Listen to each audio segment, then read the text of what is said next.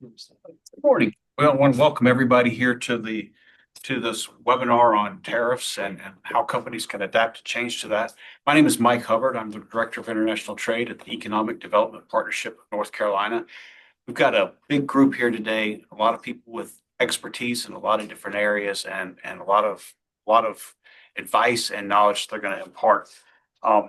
EDPNC, just in case some of you don't know us, we are the economic development arm for the state. So we attract business, retain business, help businesses grow overseas and through expanded sales, help with startup businesses and tourism attraction.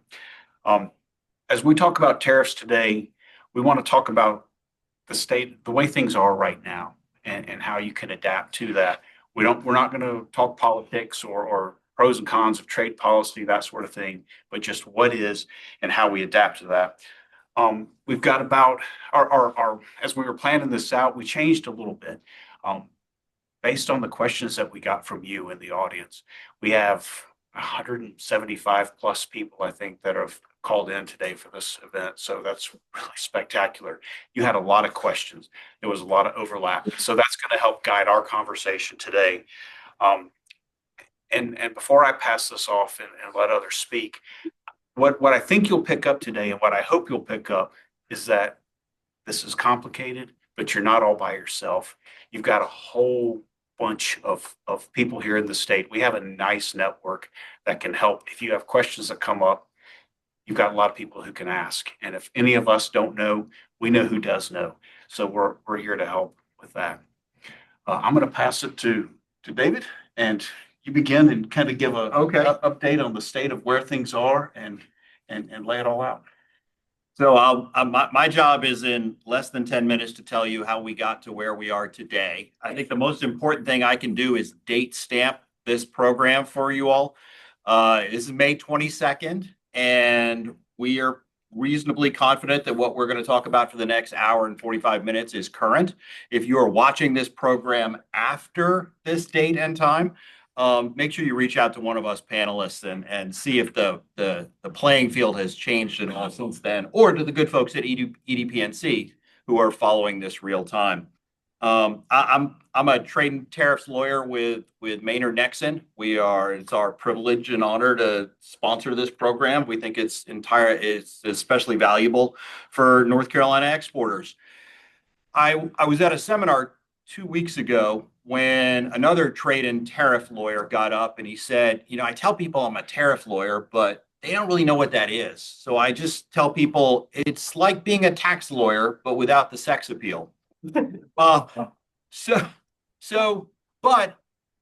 this is now the cool kids table, right? This is the topic of the day. I just came back from South America, and all they wanted to talk about was trade and tariffs. So it's my pleasure to be with the cool kids today, and kudos to EDPNC for assembling this brain trust. The focus is on exporting, and but exporting, importing, foreign direct investment, they're all inextricably linked nowadays. And so let's set the stage on what is undeniably some chaos in the supply chain. First and foremost, this isn't new. This is not new, right? You all have seen this from COVID. You saw it with companies saw ramifications of the Russian invasion of Ukraine.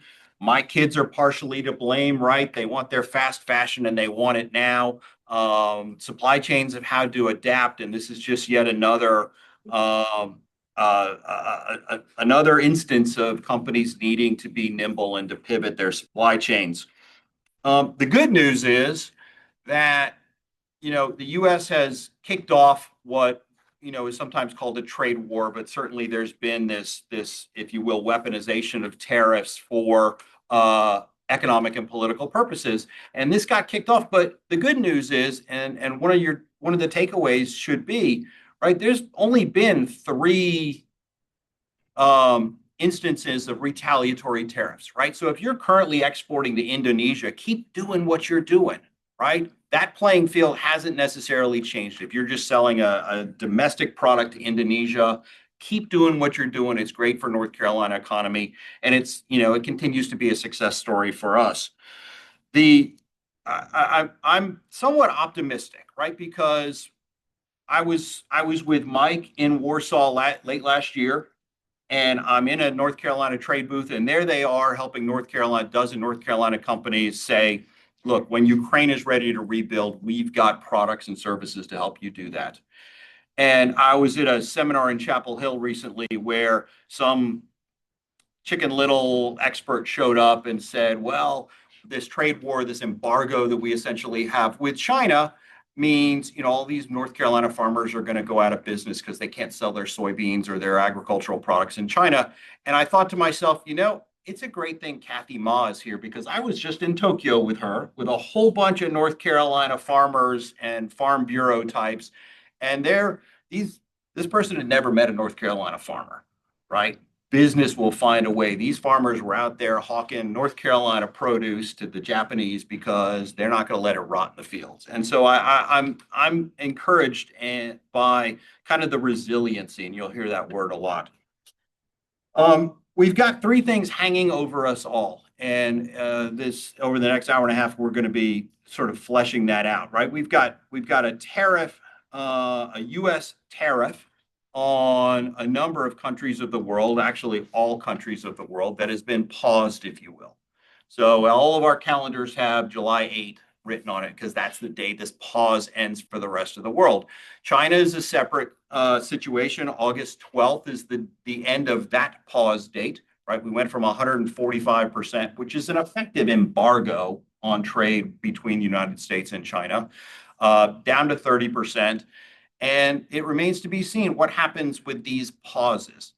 And we're all operating under the same sort of level of, this is the first time we've ever seen an administration announce tariffs, pause them, restart them, readjust the numbers. And that's the challenge for business. And that's what we're going to be unpacking for you all today. The other thing is that's especially confusing for a number of our clients is the concept of stacked tariffs. Right? We have not just tariffs on the world, we have tariffs on aluminum, we have tariffs on steel, we have tariffs on various industries, right? We're going back and forth with the Canadians on lumber and agricultural products. And there's so many of these, and then there's anti-dumping, there's countervailing duty, and clients are especially confused about, okay, how do we stack these tariffs? How many do we have to pay? How many apply to our product?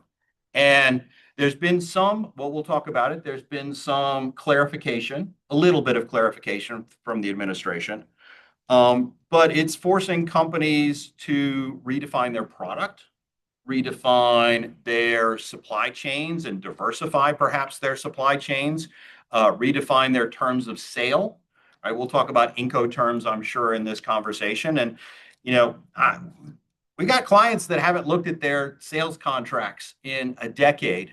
And they should have done that during COVID, right? They should have done that when Russia invaded Ukraine, but if they haven't done it, they need to do it now, because it's critically important. So in conclusion, for sort of my introductory remarks, I didn't want to go into what the numbers are, because again, they're product specific. And I don't know that that's really the important takeaway of this conversation.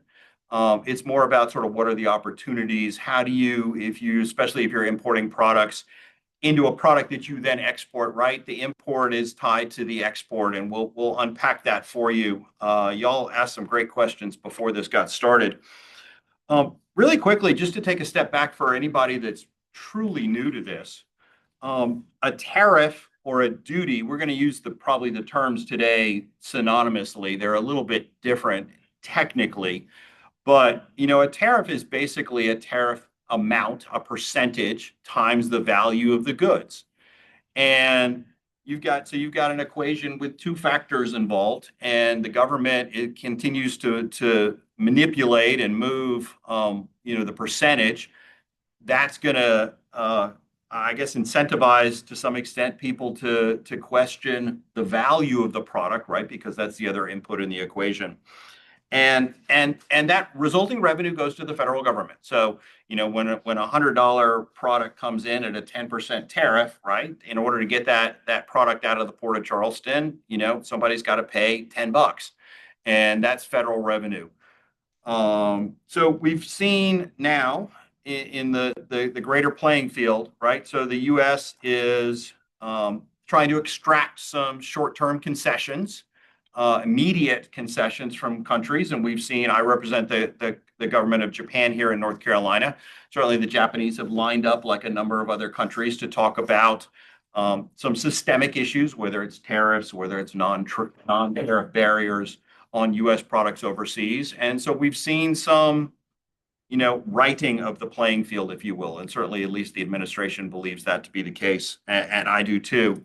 Long term, though, right, we've got to maintain this trust with our supply chain, with our suppliers, with our vendors, with our customers. And that's proving increasingly difficult, right? When all of a sudden the price of your product goes up, who pays for it? Your consumer? Do you pay for it as an importer? Do you pay for it as an exporter? And so we're all now trust ambassadors. And this is your ambassador team, right? But we're going to deputize all of you over the course of the next hour and 45 minutes to be sort of trust ambassadors for the North Carolina products we make that the world wants to buy, the North Carolina products that we grow that the world wants to eat, and all that the intellectual property that we develop here, and that circles the globe every day. So that's my setting the stage, right? We've got chaos in the supply chain. I believe The Economist calls it mayhem. But it's even if it's not predictable, it is something that we believe can be managed for a number of companies, and that's why this brain trust was assembled today. So, pleasure to be here. Thank you. Is that good? That is. Jeri Barutis is also on the EDPNC team. And Jeri, one of the questions we get all the time is, where do people go to find what the duties are? How do they, where do they look? Sure. Other than call us and ask. We help them walk through it. Yeah, that's a great question. Where are we today? I think there was so much emotion initially, and now the question is, what are my duty rates? Whitehouse.gov is a great source to go and find out what are the IEPA duties. What are the different country rate duties? What are the different commodity duties? And which ones are stackable? Customs has a messaging service. That's a great place to get. This is at cbp.gov. That's a great place to find out FAQs. I know if I were importing steel and aluminum products from China, I'd be cross-eyed at this point. What's stackable? Can you have a 232 duty and a reciprocal duty? No, it turns out those are two things that don't stack. Who would have known that without reading all these FAQs? I think those are my two favorite sources. And I will say, there are companies that started positioning themselves, changing their sourcing, stepping up their imports before these things took effect, simply by listening to people in the federal administration who have this information, and they're forecasting through speeches, whether it's Howard Lutnick, whether it's President Trump. They're talking about these things long before they actually take effect. So if you own a business, it pays to listen to some of these things and maybe read those tweets or X messages. Thank you. And so we're using a lot of things. There's, I believe we're putting things into the chat, different resources into the chat or as attachments. So as we're mentioning all these names, IEPA tariffs and 301 and 232 and all this, again, there's explanations of what these are. But again, any of us can answer these questions if you ask. Sometimes it's a lot to read. And Jeri mentioned the customs messaging service. There's a lot of information there. And if you're not familiar with it, if you don't live and breathe trade every day, it could be a little bit tough to work through. So ask if you have questions. I'm curious, Bill or David, can you talk about kind of at a high level duty mitigation strategies, things companies can do maybe that might reduce their exposure or mitigate risk in some way? Well, I think one thing you want to take a look at is this is obviously a wake-up call that you should be diversifying your supply chain. So many companies out there right now have had their supply chain the same thing for years and years, and now all of a sudden they're getting hit with high tariffs, and then they move to one other place. And then that gets hit. And we start getting into a whack-a-mole type situation. So this is a wake-up call. One of the ways to mitigate is to diversify your supply chain. And I'm sure there's all sorts of other ways to mitigate, but such as buying from the US companies and stuff like that. But there's other ones out there. But I think the thing is to diversify at this point.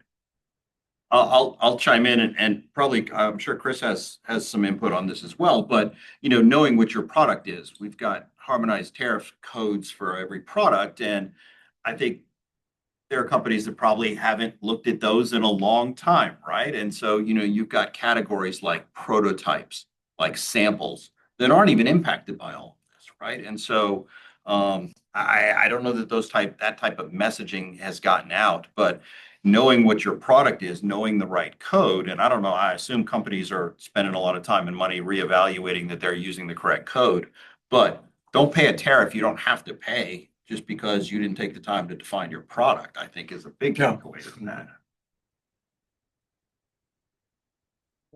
Yes, please. So they made me think, Mike Siebert, by the way, Campbell University, Lundy Fetterman School of Business, and North Carolina World Trade Association. And I'm happy to be here with all my friends. We've worked together for many years. So what I don't know, they know.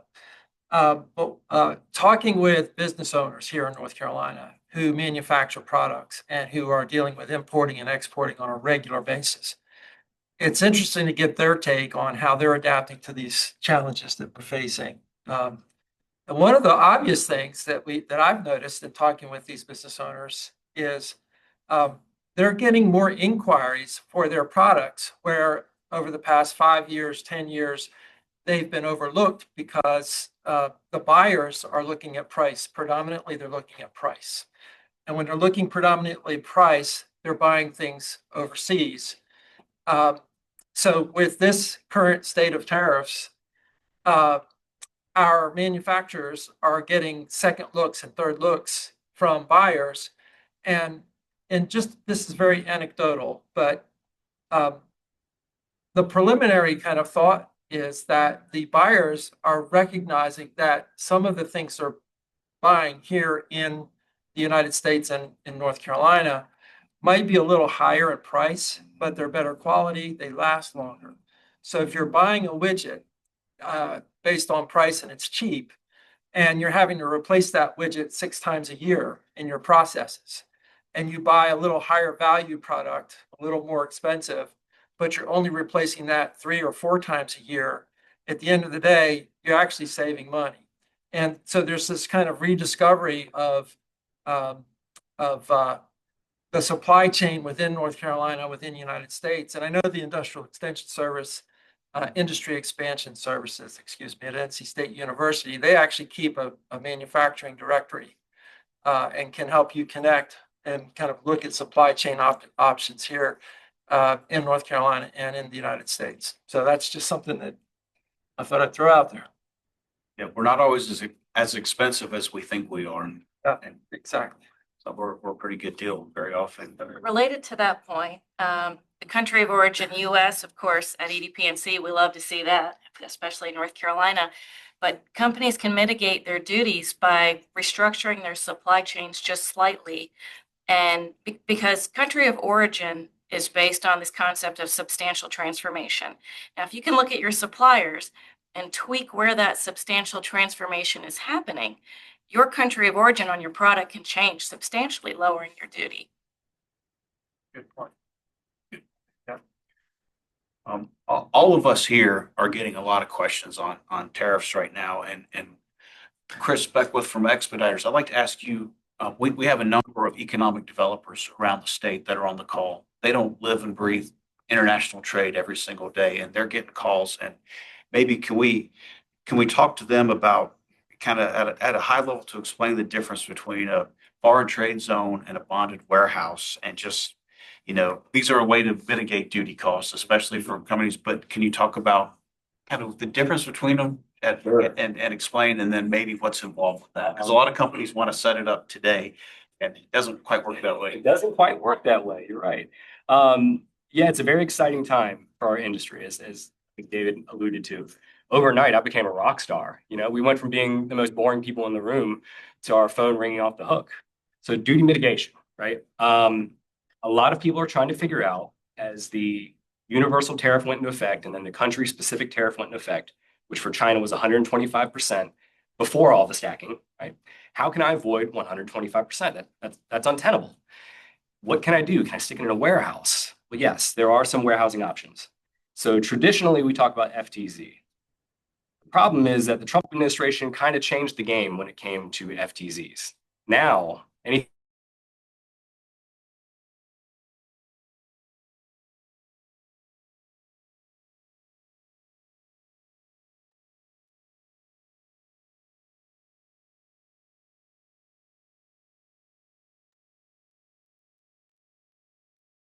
FTZ where if you have a production environment, as the goods come in, you put it in your FTZ, you don't pay duties, which helps defer. So even if you do pay the duties inevitably, these bonded spaces help you defer and helps your cash flow to some degree.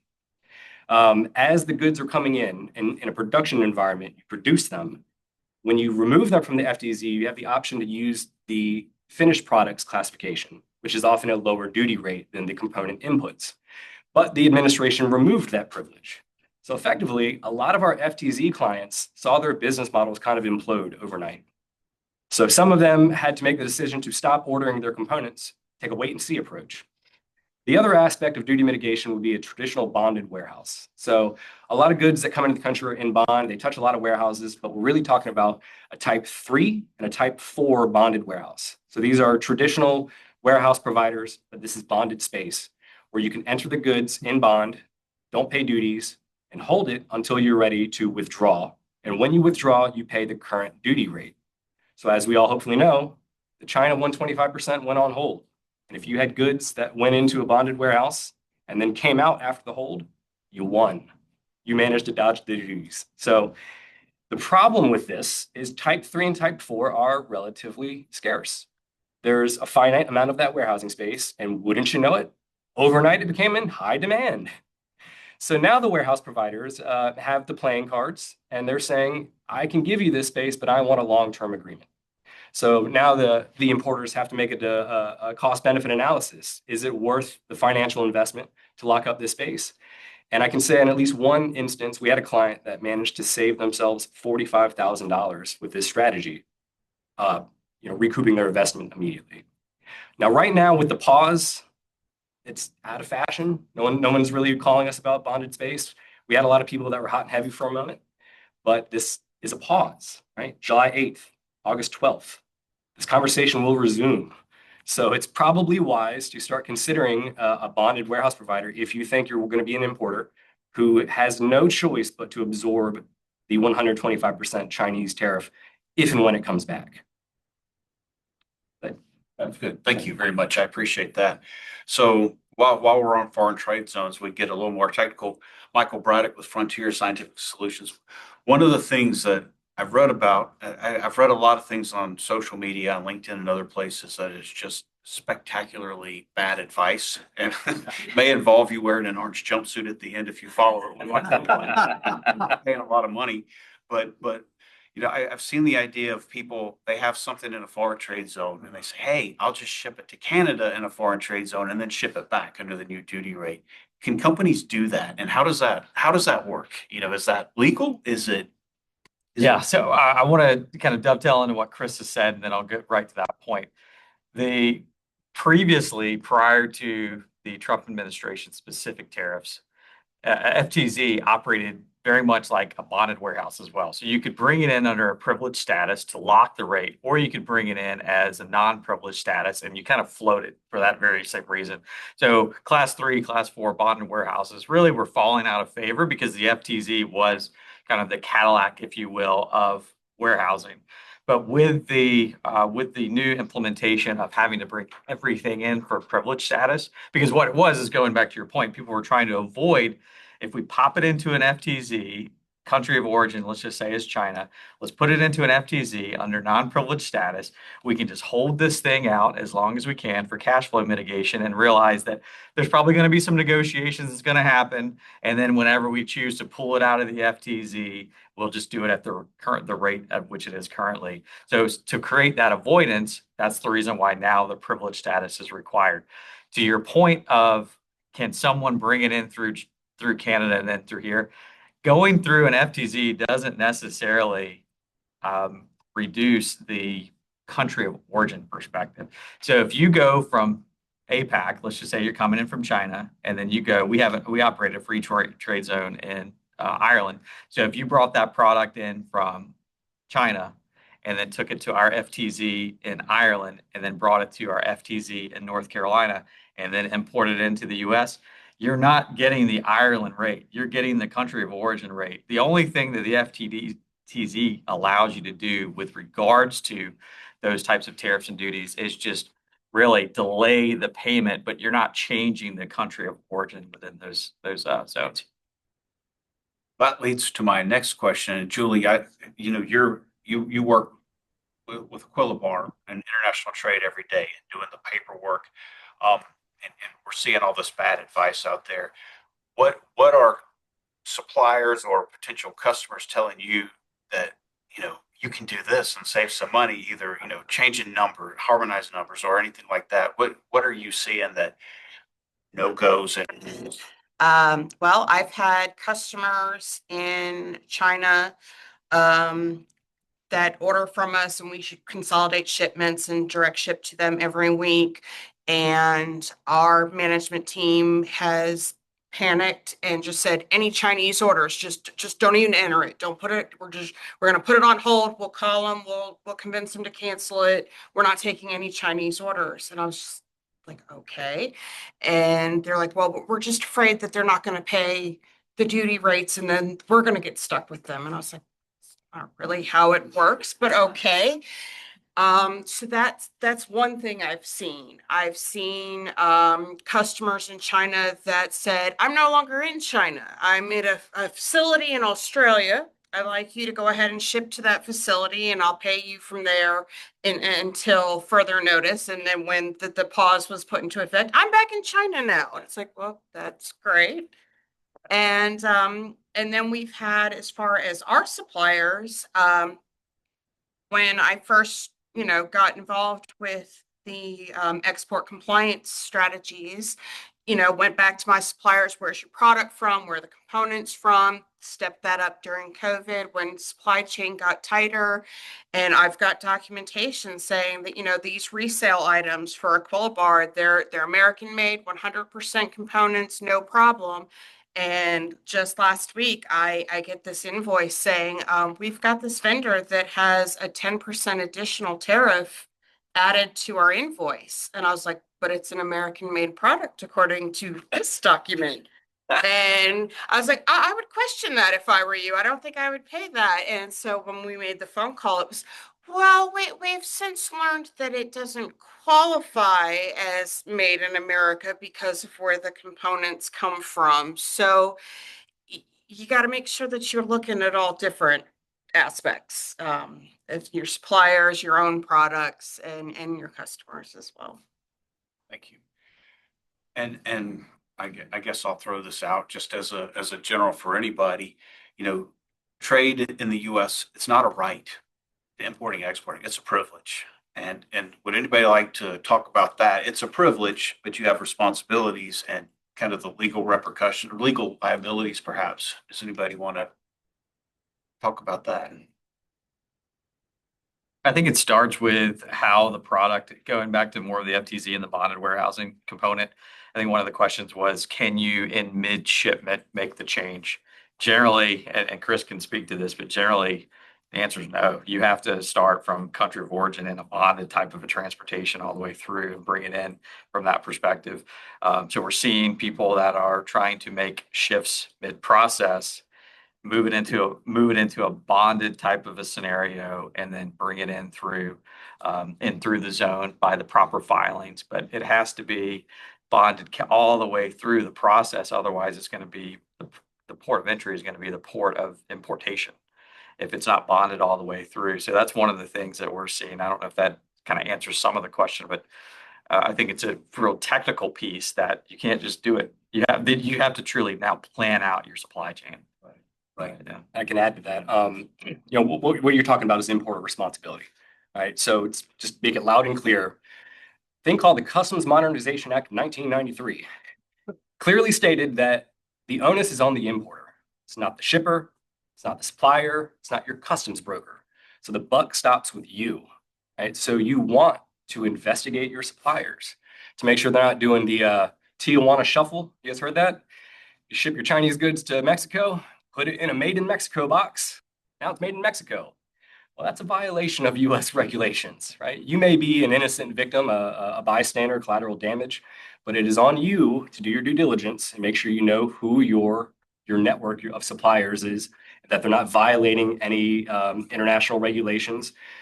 Forced labor, for example, this is not a new concept, but now there's this new approaches to circumventing regulations.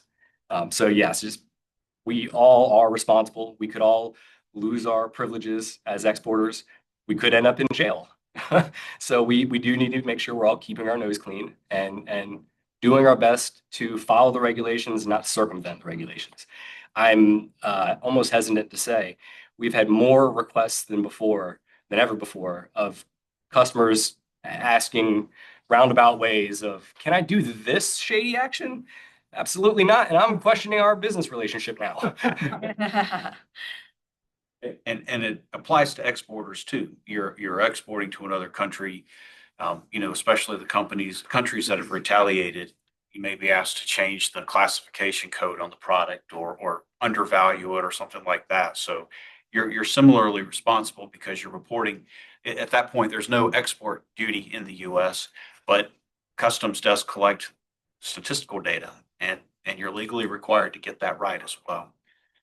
Mike, back in December, we had a export compliance workshop down in Charlotte, and we had all of the agencies, U.S. agencies dealing with compliance come in and talk to us about what we need to do.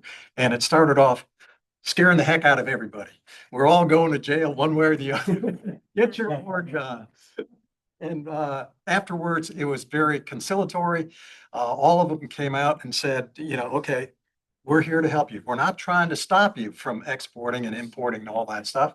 We're trying to help you. And if you run into an issue, call us and we'll walk you through it, because we do want you to export. We do want the trade to go on. And that's one thing that is a resource that you can go to. Now, we did talk to some of them about whether or not we can take their pictures, and they said something to the effect of, no, I'm an undercover agent and I don't want to be on. So anyway, that's another resource. I might jump in. My name's Lisa. I'm with ScienceX. We are a small business based here in Cary, North Carolina, and have just celebrated 40 years in business. So we're excited about that. But I want to offer some encouragement, because I represent the small businesses that are maybe tuned in today, who are at this point in the conversation feeling very overwhelmed. Did I come to the right webinar? This is a lot. There's no way I can do this. You're absolutely in the right place. I share your sentiments. And I think, I can't remember who said it earlier, the word opportunity and a wake-up call. It might have been you, Bill. Wake-up call, yes. And if we can learn from history with COVID and making that reference, what we learned is that almost overnight, the country was brought to a halt. Everyone was scared. I remember sitting in my apartment being scared to walk out the door, that sense of fear. And I think we can feel that sense of fear right now with all of the unknowns. But the encouragement is that just even today, I'm encouraged at this roundtable, because the conversation is happening. We are learning together in real time. Something that we are doing at ScienceX is we are revisiting those harmonization codes and Schedule B codes and some of the things that were not looked at for a long time. Not for any fault of anyone's, we're not pointing fingers, but just when you're wearing 30 different hats in a small business, you can't do it all, right? And so an example would be, I sent an email to Jeri across the table and said, we might need to revisit our codes here. What do you think? And so what this entire situation has allowed for us at Science to do now is take the opportunity to reevaluate some of those T's that might need to be crossed, I's that need to be dotted. Maybe we weren't doing things wrong, but maybe we could do things better, because in the privilege of exporting, and it is a privilege and honor, we export our products to laboratories in over 100 countries. It is an honor to serve those customers, but part of that is also a responsibility to do everything we can to create ease of business. This afternoon, I'm going to be sitting on a team-wide call for our company.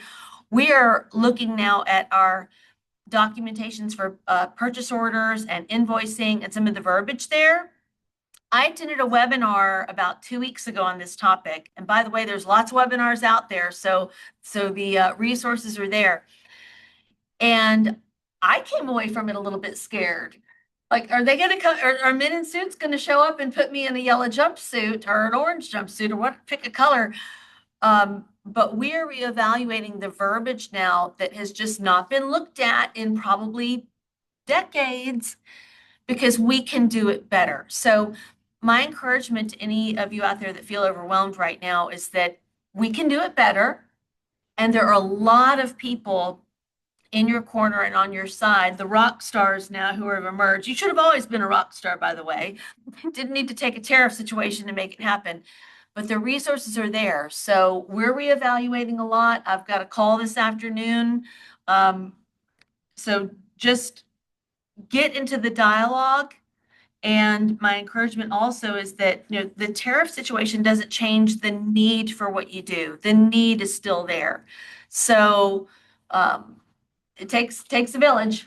Along those lines, I was at a meeting the other day, and one of the speakers talked about all this change and everybody's all up in arms about it. And he said, panic is much more expensive than patience. Yes.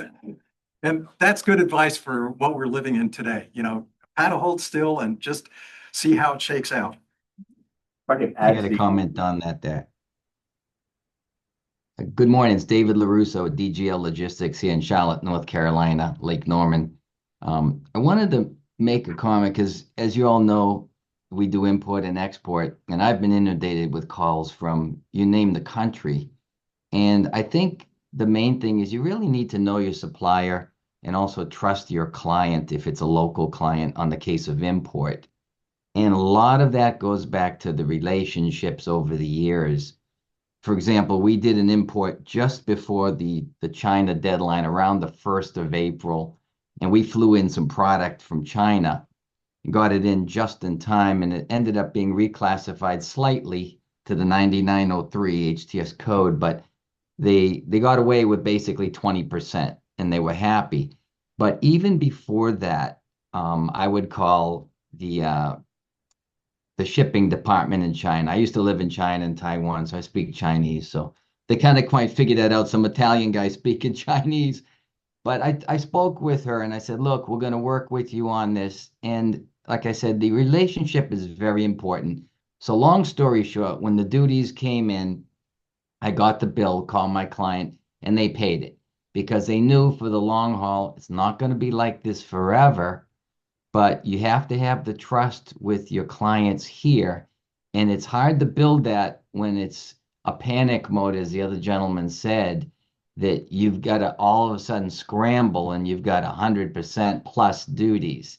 So remember, there's no magic silver bullet. There's no magic wand. If I had it, I'd be selling it. Back to you, Mike.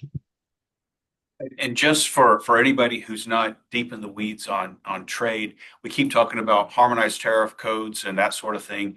There is a globally recognized system of the harmonized tariff system. Every product in the world, every agricultural product, every manufactured product has a code, and it goes on a book. And at the up to 6 digits, we recognize the same numbers, whether it's the US, China, Zimbabwe, anywhere, we all use the same codes. And that way, I can see a number and I know what product it is, no matter where it's coming from. So that's what we're talking about there, and that's used when we import and export. We call it a different thing, Schedule B when we export. It's very similar, but same principle right there. And Mike, I didn't know what any of this was a very short time ago. So again, encouragement to the people. But I called the EDPNC and asked you, and you guys schooled me on it. So information is power.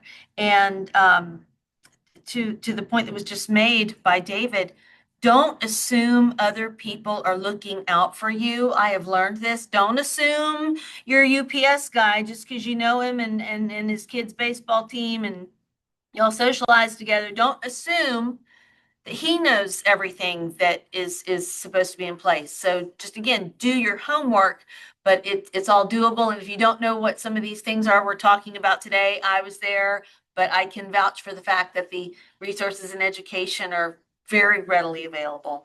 And we can help with that. If your questions on what's the code for my product, we can walk you through that. Yeah, Mike, I had a comment on that as well. Sure. Yeah, way before the tariffs and all of this stuff started happening, we were importing from China some medical devices. And so the Chinese had offered me their HTS code. And so, like I think Lisa was saying, we have a lot of webinars that the EDPNC puts on. And if you're schooled in that, you understand how to do it. So I actually questioned that. I researched it carefully. And I actually came up with what I believe was the correct code, more accurate. And the bottom line was, had we gone with what somebody supplied us with, the duties would have been about $4,000. When I reclassified it or did, like I said, the proper homework, it came in at $1,600. And I've seen this on several occasions. So don't always assume, that expression, assume that the information that you may be given is gospel truth. You've got to do your diligence. And that helped bond the relationship with my customer here locally. And, we're making it through the difficult times now, because if your client understands you care about them and you go that extra mile and really say, look, I'm going to research this, going to take a few more hours, but let me work on it. And that proved out, that's way before all this tariff stuff. So, let the buyer beware, but also do your research. It's very important. That's such a great point, because it's changing literally by the day. So I think to David's point at the onset of this meeting, what we say today is valid and today, but it may be different tomorrow, just because it is constantly, it's a moving, and to Lisa's point, understand your trusted advisors, but trust and then verify back behind them with those. And that goes on to say why the people in this room should stay rock stars all the time. It's because it's always changing. Not just now, it's always changing, and tariff codes change and some become obsolete or just the last 4 digits, or, so these people in your office building that, you got to knock the dust off the doorknob to get to them. You need to incorporate them into your design programs and talk to them all the time to see what's changing by country, by supplier, and by product, and make that an everyday integral part of your business plan, just like accounting or marketing would be. Yeah, I agree 100% with that. And Customs is aware of some of these creative practices that are happening, and they have actually stepped up their enforcement efforts. They have expanded their whistleblower program for companies thinking about tweaking things to get a lower duty rate to save money. I guess that's the bad news to some extent. There's always been fines and penalties programs with the potential loss of import privileges, as you mentioned, Mike. But the good news is that they've also expanded the voluntary disclosure program. This is where you show up and you say, mea culpa, we just realized we've been making a mistake. And they have made it a lot easier for companies to avoid criminal penalties and even reduce and mitigate the financial penalties, when they come forward and they say, we've been making a mistake, we are correcting it going forward, and we will continue to correct it going forward. Much more forgiving if you find it and tell them than if they find it and tell you. You were going to say something. Kathy. Kathy, Oh, sorry, Kathy. Yeah, thanks for having me. Kathy Ma from the North Carolina Department of Agriculture International Marketing Office. So everyone knows agriculture is the largest industry in North Carolina, and ag exports is a very critical component to that ag business. When we talk about diversifying supply chains and using bonded warehousing, and I like to say, like, we always encourage our customers to diversify their markets, export markets, and you encourage their buyers, importers, to use bonded warehouse too. I think only a couple of days ago, we were working with the USDA Agriculture Trade Office in Beijing. They referred a client, an importer to us to buy. So it's the biggest e-commerce platform in China, JD. They're buying like ice cream. And with the current tariff situation, they have a creative way. So they are putting the imported products in a bonded warehouse in China, and to do that, to do direct sales to customers. So that creates another opportunity for our companies to send products to China or any other markets. And I have another case. North Carolina is famous for soybeans. We are the number 10 soybean produce state. And we ship probably at least 20% of the soybeans we grow in North Carolina to Asia. We deal with a big exporter trading company. They have a elevator on the border of South Carolina and North Carolina. So they don't want to put their eggs in just one bucket. So they already diversified their markets 2 years ago, not just relying on China, but like Vietnam, Malaysia, India, all those countries. So with this tariff war, they were lucky to reduce their loss as much as possible. So that's why we all have been working so hard to find the emerging markets, to find the best quality buyers for our companies. And we are on your side to help you if you need any assistance. Thank you. Thank you. While you're talking about agricultural companies and maybe rural companies in general, do you think the tariffs are going to impact rural parts of the state differently? And is the impacts going to linger longer? So as far as I know, for right now, people are working hard to ship products out. We have an exporter just said she shipped like the much more volume within last week than she did within a month. So they are trying to send products while there's a 90-day pause, and there's another like pause. So I think the data hasn't shown that yet. The YTD data I look up this morning, YTD March data this year versus last year was still 5% increase. So we need to monitor this closely. And in the same time, we will help our trading companies, our commodities, to find new markets, to connect them with different importers in different countries. So hopefully the total export volume won't be much reduced. I think I saw that some of the folks from Prestige are on this call. And when we were in Japan, we were taking Right. selfies with one of your frozen chicken or frozen turkeys in a Yes. grocery store in Tokyo. So keep up the good work. Yeah, Japan is another good market, and we just came there. We developed some trading partnership with them.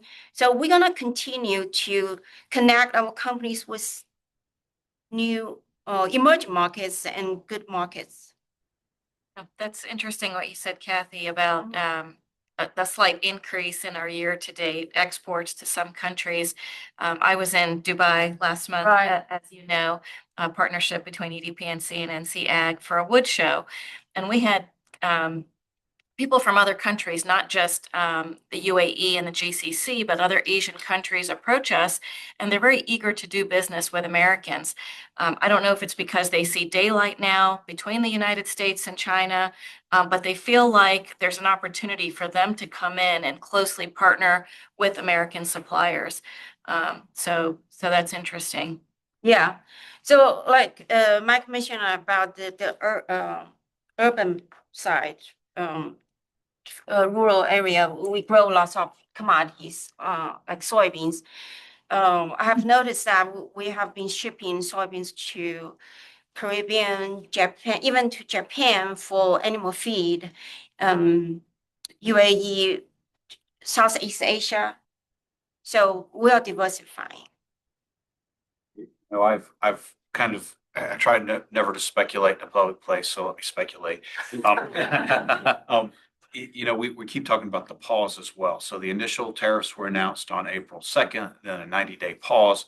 That ends on July the 9th. And then with China, we have the new deal. And so their pause will end on August 14th.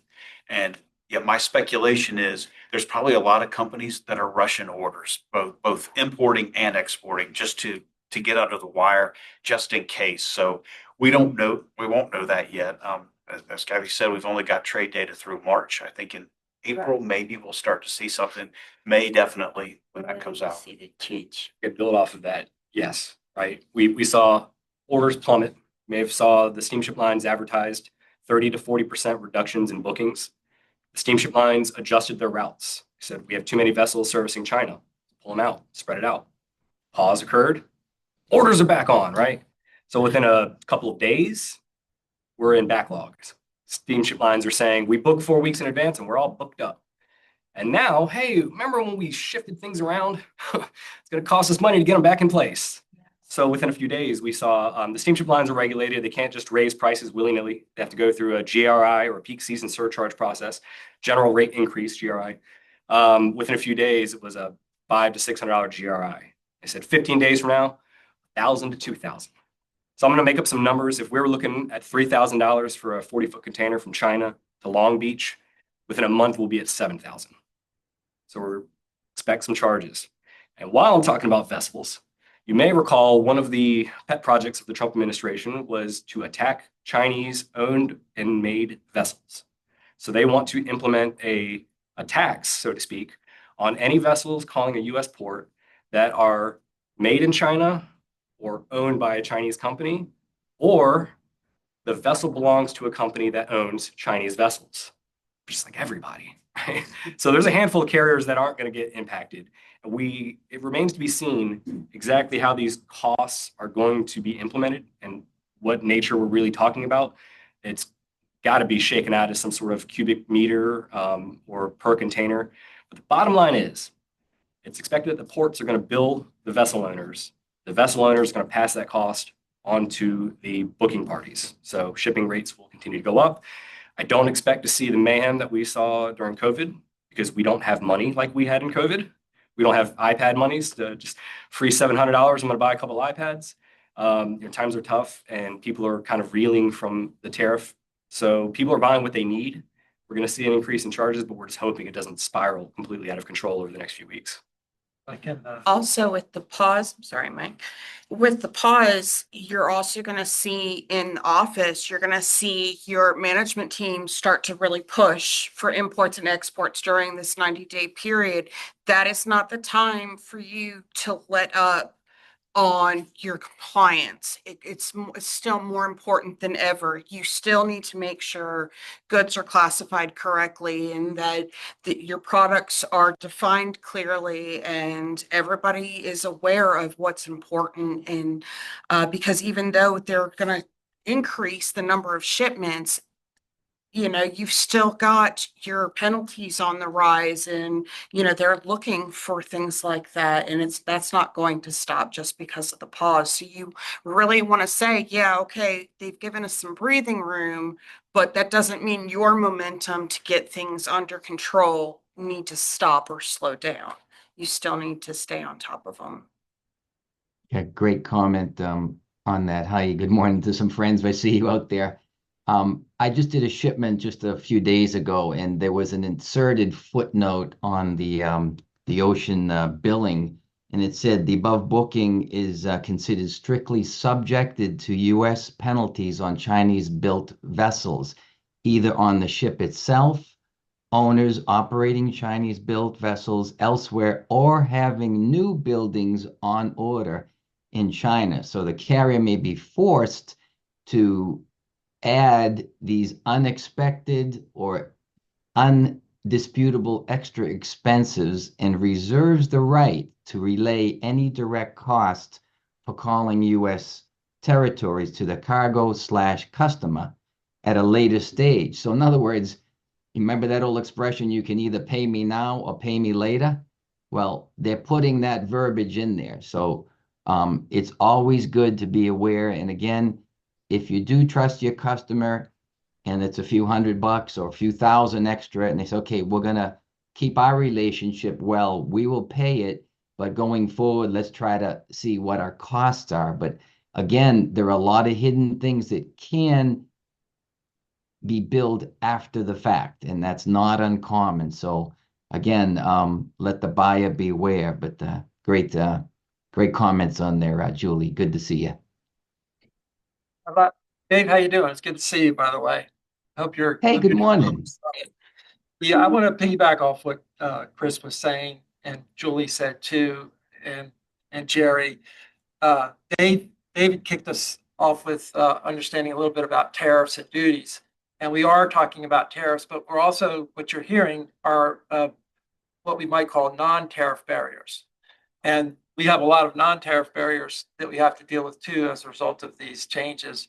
The descriptions of the changes in I'll use the word attacks for Chinese steam vessels and such. It's interesting talking to folks in the business, like folks from Kuehne+Nagel, CV International, Maersk, NC Ports, people that are doing this on a regular basis. It's the challenge is the United States has we have capacity to build steamships, but it would take us 10 years to get them in the water. So the reality is China has the shipping vessels now, and so it's not like there's much of any other source for that. And so you just have to think about, well, how's that going to play as a business owner? You really have to step back and think about how that's going to play out. One way or the other, we're going to continue to need to use those vessels in our shipping, exporting or importing. So Chris, are you seeing companies rerouting shipments just to figure out where they're going? No, because simply put, there was not enough time to find new suppliers, right? Further, unless you're importing from China, the universal tariff is in effect. So why change from Vietnam to Bangladesh? I'm still paying the 10% universal duty. So it's really all about China. Do you guys know there's a name for this now? Chexit? China exit? Yeah? Just let it catch on, right? So we're seeing companies make an effort to diversify, find new suppliers outside of China, but there's just simply not been enough time. And then when the pause, it was like, oh shoot, let's get it while we can. So we're seeing people try to import like a year's worth of inventory in a 90-day pause. Certainly hope that they're making an effort to diversify. It has happened. We've seen it a few years back. forced labor relating to the Uyghur population in China resulted in restrictions on cotton exports from China. And a lot of their industry was vertically integrated. So cotton turned into clothes, turned into something we can't import to the United States because of forced labor regulations. And as a result, we have seen the United States diversify where they're getting clothes from. So a lot of companies that were buying clothes and cotton goods from China are now buying from places in Central and Latin America, India, Bangladesh, so on. So not quite seeing the reroutings yet. We expect to. I mean, that's inevitable, but they have not made the splash that, I guess the administration was hoping to see. You can't just onshore or reshore overnight. It's not realistic. Yeah, great comment. I have another comment there. Chris, great comment. I used to live in Taiwan, and I'm regularly in touch with my friends there for the last 40 years. And this mentioning a lot of companies are coming back to Taiwan, but also Latin America. As you know, I speak Spanish. I lived in Bolivia and Brazil. And in relation to some of the products being made in China, it depends if they're really complex or high tech, because the particular item that I'm bringing in, or have been bringing in all last year from central China, was not extremely complicated. So it's very feasible to get someone else to make it. And so I was mentioning to them when we first met about 5 years ago, I said, you want to consider alternate suppliers, because in the last 40 years, I've been dealing with China, Taiwan, Southeast Asia. And so they're realizing now that they were saying, well, we like them. We know the shipper, the lady in the shipping department. She's real good. She helps us with the box sizes if I give them the DIMs and all that. But they ended up being stuck with only one supplier. So just before all of these tariffs came, we flew in a lot of product air freight, which is very expensive considered, you could do it by ocean. So the smaller, less complex products, they're definitely going to be outsourcing them elsewhere. It's just a matter of time, because you can't pull the switch and make it happen fast when you're really involved with a lot of other complicated products. Chris or Mike, I don't know, or anybody that wants to jump in, are you seeing companies shift the terms, like Incoterms, where they might have done X work? These are terms that show who has responsibility between the buyer and the seller for shipping and insurance and paying duties and that sort of thing. Are you seeing shifts there? Attempts, right? So in the Incoterm world, most U.S. importers buy under FOB or X works, where they're saying, I'm going to foot the ocean freight. I'm going to pay for everything when it gets to our shore. The inverse of that would be DDP, delivery duty paid, meaning the seller foots the bill for everything. So we're seeing importers try to say, hey, I heard China's supposed to pay these tariffs, so we're going to go DDP, right? And then you guys are going to cover everything. Well, why would the supplier take that bait? Why would they willingly say, absolutely, I'll pay your 125% tariff? So there's an appetite for that, but we're seeing a lot of misunderstanding of what Incoterms accomplish. We're seeing suppliers not fall for that trap. There's also concept of first sale. And forgive me, I'm not an expert on this, but it is possible for your supplier to give you the price that they paid for it. And then you're allowed to pay duties on that first sale price, as opposed to the price that you are buying it for, which means the supplier is now showing you their hand. So who wants to do that?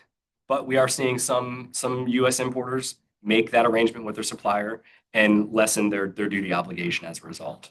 Which, while I have the floor, I do want to comment. There's a lot of unknown, a lot of uncertainty. Well, first of all, I'm going to do a commercial. Expeditors does a lot of webinars. We're actually doing them like twice a week now in some cases. And what I like there is we're able to show our customers that you are not alone. You don't know what that means? Join the club and tune in next week when CBP gives us a little bit more information and we can advise how this is actually going to be implemented. So continue to join webinars whenever possible, because you need to stay afloat. Information is coming out like you said on LinkedIn. Comes out on a Monday, comes out Tuesday that they're wrong. 232 makes you exempt from reciprocal, but you just paid reciprocal.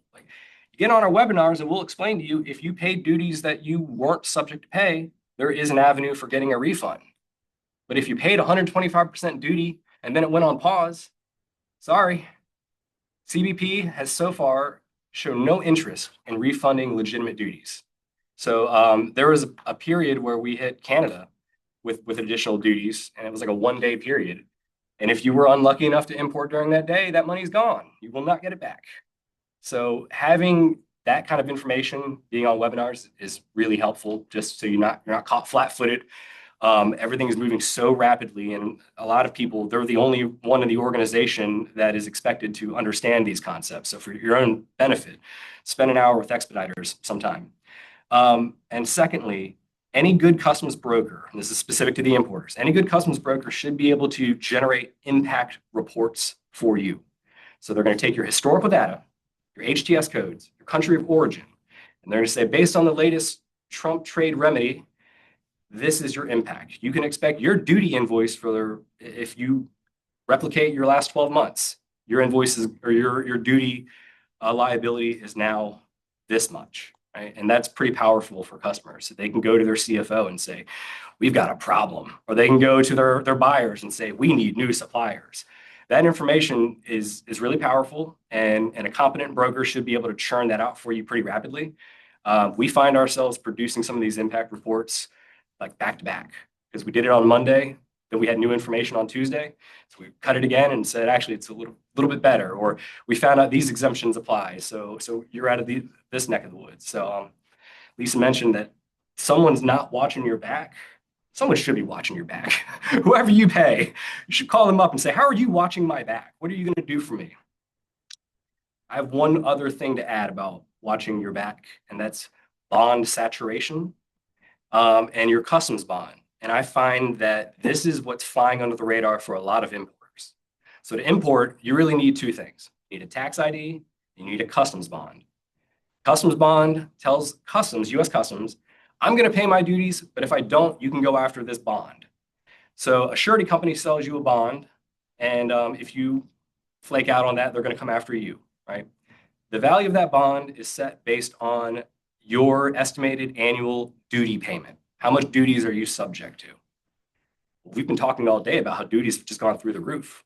So if you set your bond last year based on 12 months of activity in 2023, 2025, you're going to run out of that bond a lot sooner than you anticipated. So I'm watching my customers' backs. If I hold your bond, I get notices from our surety company letting us know this client is at 80% saturation. And if that exhausts by the time your goods arrive, you don't have a bond and you're not going to import. Now you're in fire drill mode. So I call up Lisa and say, it's time to renew your bond. And here's an impact report so you guys can do your math and figure out how much you need to make the next bond. I'll provide you guidance, but you're ultimately the ones that make the decision on how much you think you need.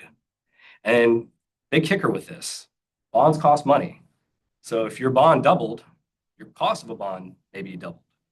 And here's the worst. You may have to present financials for that higher bond, and they may come back and say, we would like several $100,000 worth of collateral in order to extend this new bond to you. So now you got to go to your CFO and say, call up the bank because we need $600,000 in order to continue importing from China for the remainder of the year. So big takeaway, if you aren't already thinking about customs bonds, if you are an active importer, figure out who holds your bond and start having those conversations with them about whether we need to reevaluate the value of that bond so that we're not caught flat-footed as these imports continue to flow into the country.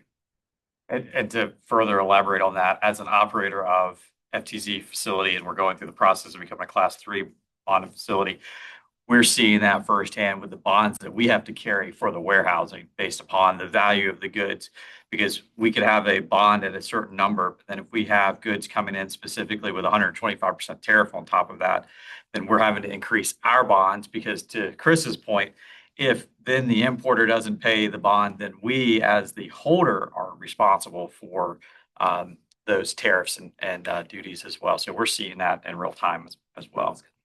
Yeah. Michael? I think that's great advice. And even taking a step back further, it's, reevaluating how you transact business in the first place, right? Do you really, in your industry, should you have a 90-day quote? period? Or do you need to tighten that up, right? Do you have standard terms and conditions of sale, right? Have you had that conversation about pricing adjustments with your customers, with your vendors? There are still people that are, they've been fed this line that international commerce is relational and should be done on a handshake, and that, it's just a waste of time to put things in writing and to have standard terms and conditions of sale. Well, the price of not having that is $750 an hour. And so you should invest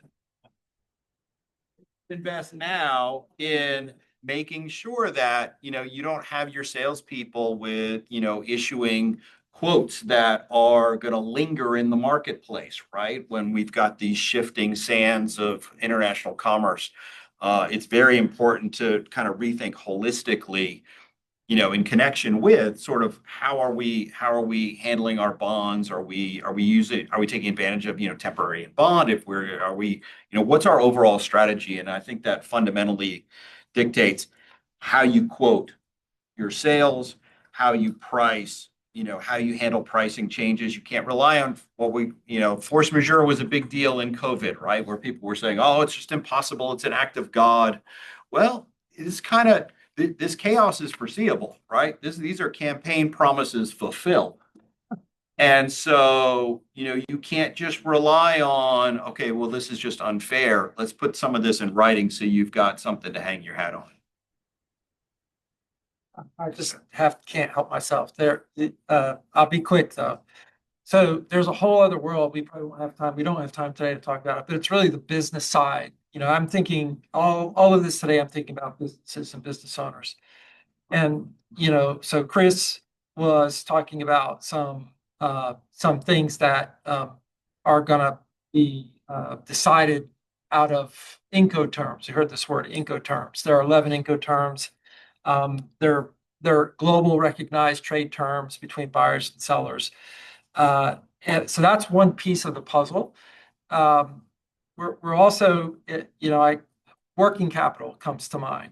So what David's talking about is one tactic to help try to manage your working capital. And as a small business, you really need to make sure that you're receiving money for your sales sooner rather than later, that you're managing your inventory levels so that you have enough, but not too much. And you're also trying to wait to pay those you owe when it's due, not in advance. And how you manage all that is important. So when you're getting a request for quote, 2 years ago, you might have given a disclaimer that says this quote is good for 90 days. In the volatility and uncertainty that we have today, you may want to rethink that and say 60 days or 30 days. And so what you need to do is be thinking about how can I stay agile and flexible so that I can manage in the moment right now. And there's a lot more to that, but managing working capital, understanding costing and pricing. We're all dancing around something that's called landed costs. What's it take to get my product from Raleigh, North Carolina to Belgium, for example, and the Incoterm that you pick is going to determine what responsibilities you have as a seller and the buyer has as a seller that affect your costing and pricing. So there's a lot more to it. And the good news is, before we wrap up, if not sooner, we'll talk about the resources that you can connect with that can help you manage through that. And I heard the word trusted advisor. If you got a freight forwarder that's really good, that's a trusted advisor. A freight forwarder, for example, is as good as your doctor, as your CPA, as your attorney. I mean, we really rely on the people who do it on a day-to-day basis that have the expertise. So, Mike, you used the term agility, and listening to each of you share your expertise and insights, which I feel like I'm being educated as I participate in this discussion. But I would love to toss this question on the table for any of you that would want to weigh in on it.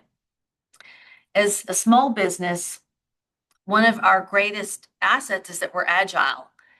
And so we're able to respond quickly, course correct quickly, make those quick pivots, find out if we need to learn something we didn't know, what have you. And my question is, do you think that, and anyone who knows me knows I'm a glass 3/4 full girl, but do you think this might be an opportunity for businesses that are agile to maybe win out over some competitors? We have these huge OEMs we're up against. They take up all the real estate at the trade shows, and I wonder if as challenging as this current situation is, and knowing that the answer to this question might change by 5 p.m. today, is this perhaps a day and age for maybe small businesses that are agile to come to the surface and become more of the go-to for customers?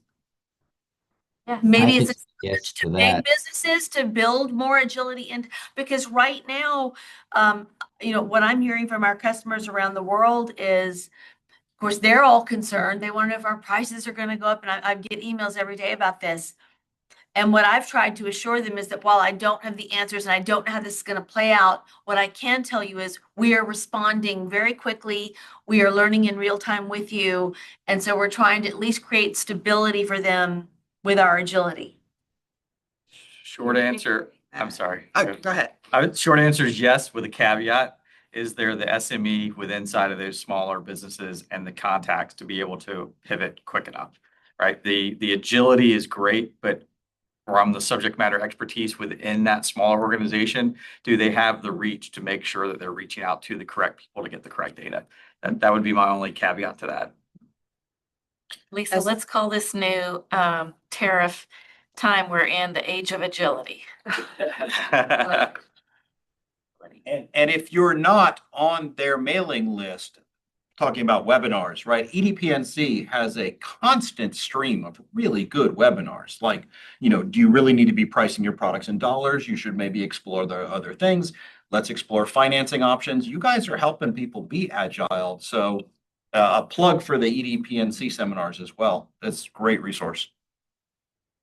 I'm in a unique position as a small business. Aquila Bar has 30 employees. I've been fortunate enough to be there since the beginning and am a trusted employee there as a go-to for what should we do. So when when I'm asked about Incoterms, I'm, FCA, forget about the X works. We're not doing that. We'll go CIF, sure, but we're not doing DDP. We're, and they listen to me, which is great. And then 4 years ago, Aquila Bar was acquired.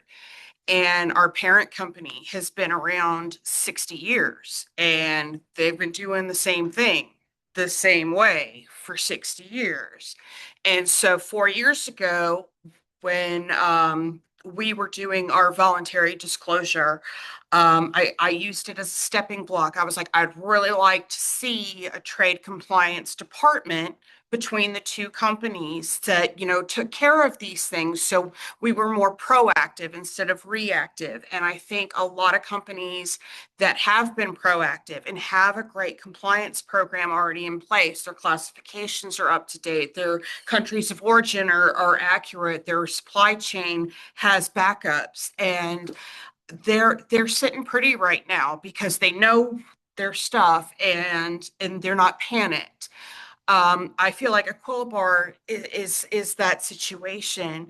But since January, our parent company, unfortunately, is 60 years of using the same tariff codes and the same product descriptions. And then all of a sudden it was like, I need Julie in Ohio in 2 days. And it's like, Julie has life with 2 kids and can't really just hop, and you get there and product descriptions are all abbreviations, and those abbreviations have been there for so long that the person who wrote them isn't here anymore, and nobody knows exactly what this part is except for the machinist that puts the whole thing together. And so what I've been doing is I've been able to use this as a little bit of leverage because they've always been Ex Works. They rely on their freight forwarders, which is great, but they also allow their suppliers to pick the carrier and handle the documents. And I'm sitting here going, yeah, but do you really want to do that now? Because if you do it the way Equilibar does it, you've got a little bit more control and assurancy that your documents are correct. The classifications are what you need them to be and what they're supposed to be. And so I'm getting a taste of where a lot of companies are as far as being unprepared. But because being at Equilibar, I'm able to kind of say, hey, maybe you should listen. Maybe we should talk again about this trade compliance department, because it's an ongoing thing. This isn't going away. You may not have noticed it as much in the past, but you should be looking at this on a daily basis. So I think going back to Lisa's question, our biggest thing at Equilibar has always been communication, especially, during COVID. No, I can't get you that part any faster than the 12 weeks that we quoted you. But by God, I'm going to talk to you, 3 times between now and then and let you know where we're at, or if something comes up. So I think that's a big part of it. Like you're saying, if you tell your customers, I don't have the answer right now, but we're working on it, communicating with them and reassuring them that you're in the know, or you're in the process of in the know. And as soon as we've got it figured out, we're going to let you know, and they are open to ask questions and vice versa. I think that's important. And that's a lot easier to do with a smaller company as well. Yeah, I want to comment on the agility as well, Lisa. Great point there. And like Julie said, the agility for smaller businesses that we can turn on a dime, or we can react quickly. And that's very apparent, because I'm just getting messages now from Europe and South Africa and even Vietnam. And they say, hey, can I just talk to you? And I say, right now I'm pretty busy, but let's pick a time, because they just need to sometimes talk, maybe vent, and maybe know that you care about them. And I think that's the biggest advantage with small businesses. And, and a plug for the EDPNC, there are so many great webinars. I try to take all of them because I always learn something. I've been doing this for a few decades. But I think, letting someone else do it, or your shipper overseas, you can sometimes run into problems because they might not have your best interest here, or they might not know, in fairness to them. So you want to make sure you're agile. And like Julie said, communication, they WhatsApp me, they text me, they call. I do shut the phone off at night because I do need my rest. But agility is key for small businesses. And if they can call you and know that they're going to get a call back, that's golden, especially in the day of press 1 for this, press 2 for that. Customers are tired of that. And so agility, Lisa, is the way to go. So I think we can, instead of call it the age of agility, if you might remember the age of Aquarius, where somebody can remember that song. I can shift gears a little bit. We've got a number, as I said, a number of economic developers on the call, and we have foreign businesses that they like North Carolina. They want to come here. Is there anything we can tell these economic developers, the advantages that we have, whether it's free trade agreements and other things that they may not think? What advice would you give to the economic developers? And I'll put this out for anybody that, this is a great place to do business, and what are the advantages, and how North Carolina is a springboard? Any advice or suggestions? One thing I would say is the partnerships that we have here in North Carolina. I was talking to one of your colleagues in a meeting up in DC yesterday, and she said they have partnerships like we do, but their whole state has stopped international trade. It's like South Dakota or Idaho, one of those. And they're just not doing it. They're following the tariffs and saying we're not doing anything. And we're going, wait a minute. We got our partner over here who's doing everything that the USI acts are being held back on. We got Department of Ag. We have the best partnerships in the United States as far as working together. Nobody's there with their turf wars and stuff like that. And I go to these meetings with all the other district export councils throughout the country, and they're the same way. They're like, why can't we be like North Carolina? Why can't we be like North Carolina? You guys? So, Washington. so that's one of the biggest advantages that we have here. Well, Bill, you didn't mention this, but I'll give you a shout out here in public is the North Carolina District Export Council team just won a massive award in Washington DC. And Bill took the stage and, you know, I was born in Raleigh, North Carolina. There's still a few of us here but having a lifetime here, I've seen how the state has grown and changed, talking about why should people come to North Carolina. And I am so proud of the infrastructure, the ecosystem. Now that I can walk into the Starbucks down the road or the grocery store, and I'm a minority, and I love that. My boss is an immigrant from Nepal with an incredible story. We have such a great diversity here, the educational system that's here. As Mike mentioned, the partnerships, the Small Business and Technology Development Center, the DEC, of course, the North Carolina World Trade Association, the EDPNC. And they're all friends. They're all connected. And so as someone who has walked that journey, our company decided to move our headquarters here to North Carolina back in 2019, simply because of the growth and the opportunity here. So there are many great reasons to come to North Carolina, and so many of the faces here at this table are some of them. Well, let's talk about the different partners, because I think people don't know us very often. It's SBTDC, EDPNC, NCWTA. Nobody knows, people, if you're outside of this, you don't know all that. So let's go around. You want to start talking about the North Carolina World Trade Association, what it is? North Carolina World Trade Association was established in 1964. And if you can think about North Carolina in 1964, textiles and furniture manufacturing and ag were probably 1, 2, 3 in any order. And then NAFTA, and then fast forward to today, the North Carolina World Trade Association is just that. It's an association of individuals in North Carolina who are involved in some way in global business, global trade. We have many business owner managers as members. We have many trade educators, trade service providers, and we have 4 very vibrant and busy chapters. We have a chapter in Charlotte, North Carolina, one in the Triad, which is Greensboro, Winston-Salem, High Point, for those that don't know what the Triad is. In the Research Triangle region, actually, Lisa is an immediate past president of the Triangle chapter. She's now currently the president of the North Carolina World Trade Association. Bill Harazin is a former North Carolina World Trade Association president.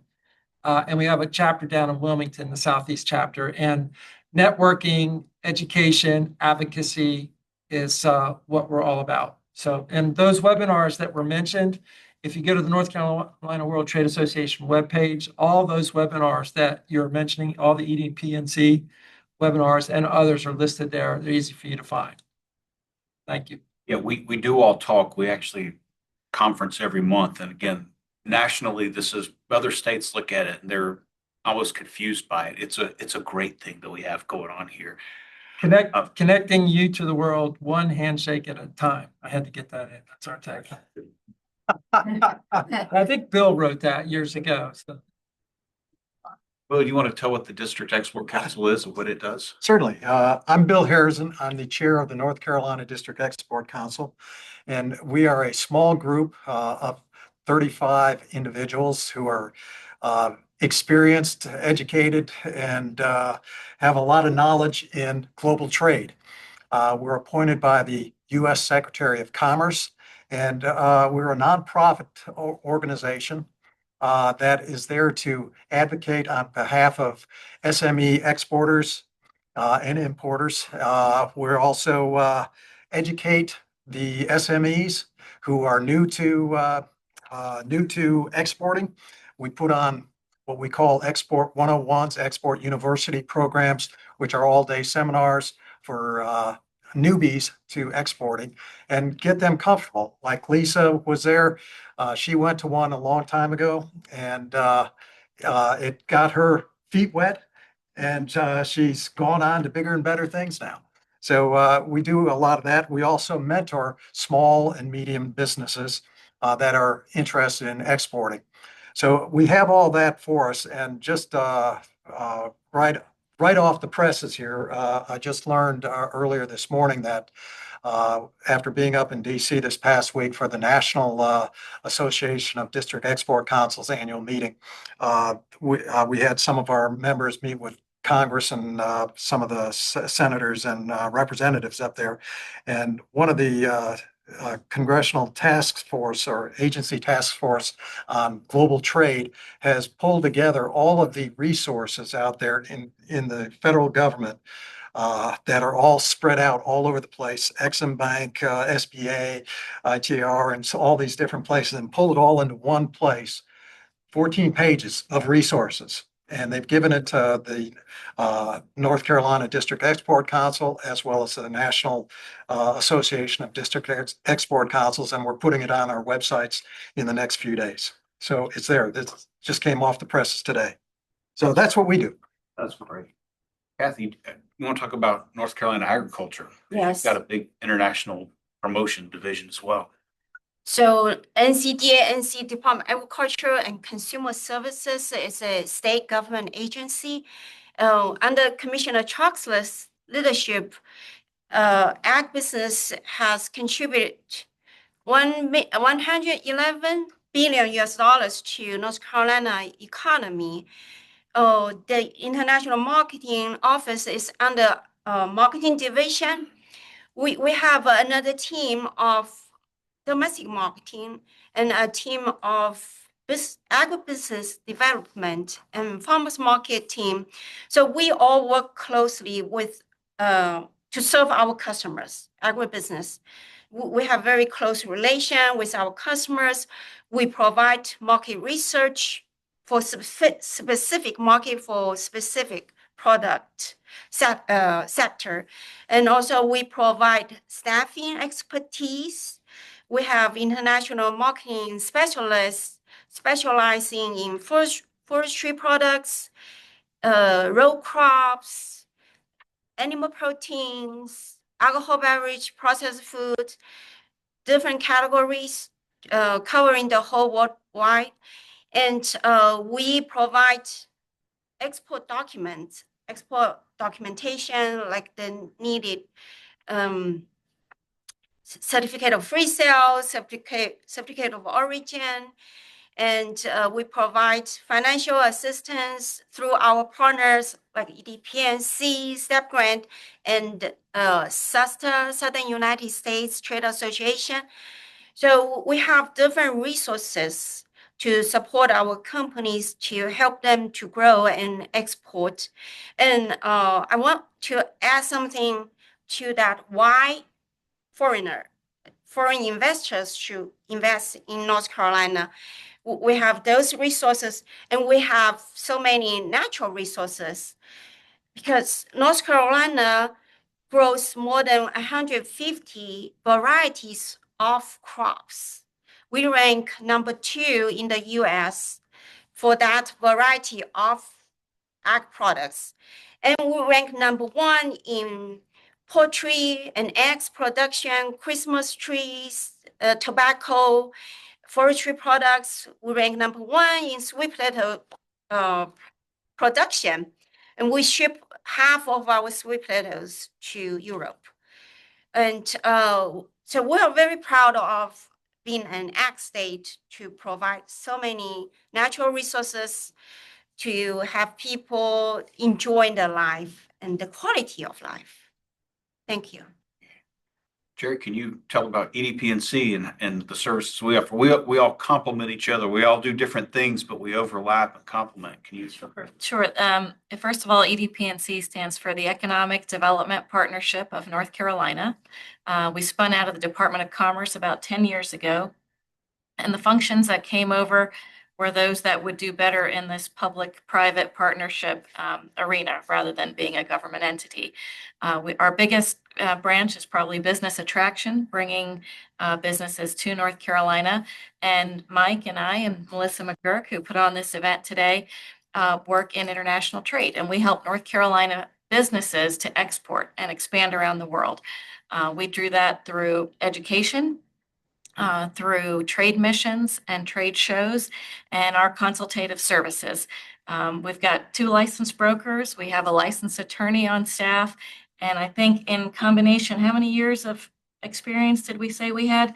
Over 100. Over 100 years of experience on our trade team of 5. So, and in addition to business attraction and trade, EDPNC also has a tourism division. And what am I missing? Small business.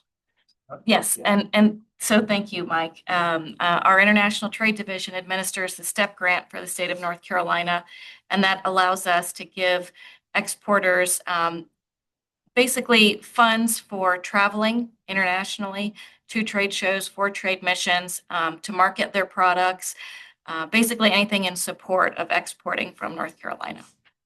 And STEP is the State Trade Export Promotion Program. We get that funding, we're the designated recipient through the U.S. Small Business Administration. We apply for that each year.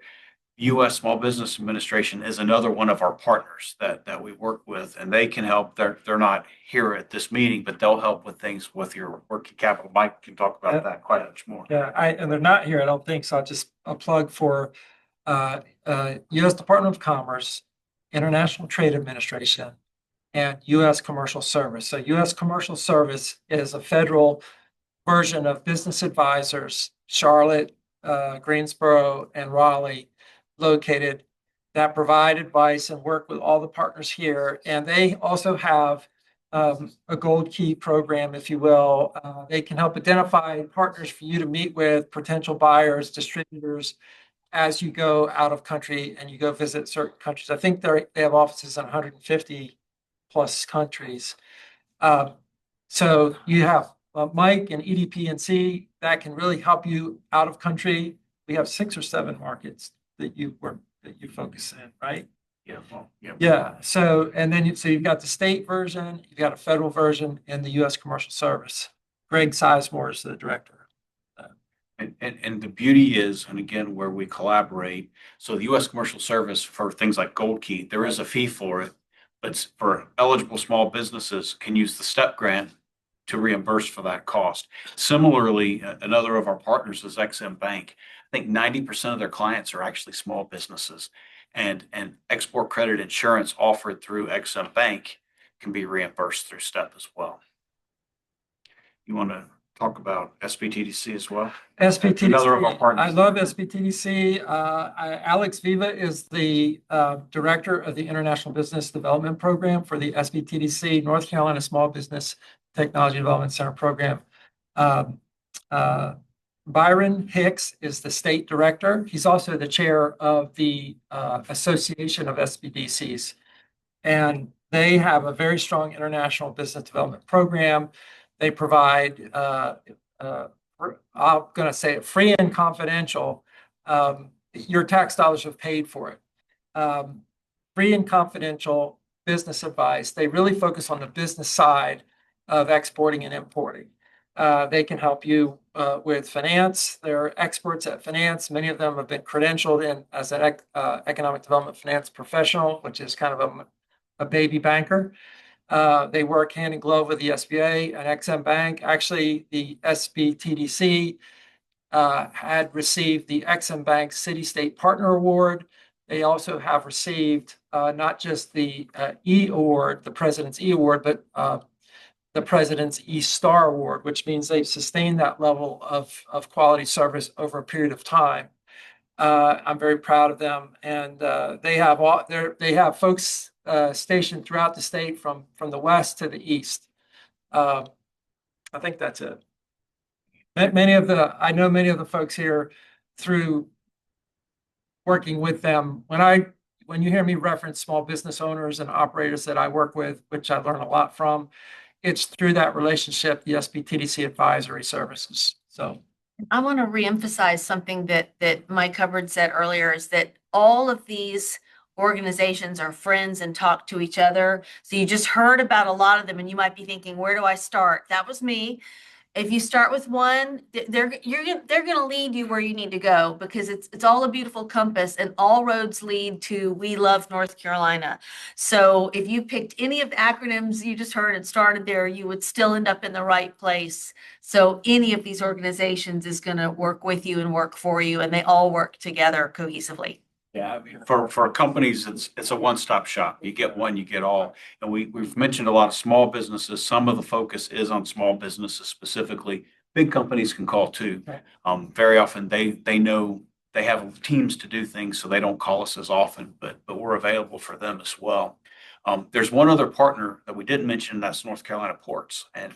And those guys are unique here in North Carolina. I would say it's probably the most efficient port in the country. They've put a lot of money into it. Frontier, you've put in the cold storage there. They're also they're unique because they actually watch the volume of imports and exports, and why that matters for a North Carolina company, whether you're importing or exporting, means you have containers. You go to different parts of different ports around the country, you're going to see massive container shortages, or you're going to see a bunch of empties being shipped back out. And it's not part of their official job description, but they're really helpful at finding containers sometimes when they're not available. So Mike, a excuse me. small thing, David, if you let me just get this one point with NC Ports. There have been economic impact studies that have been done by some very reputable economists here in North Carolina.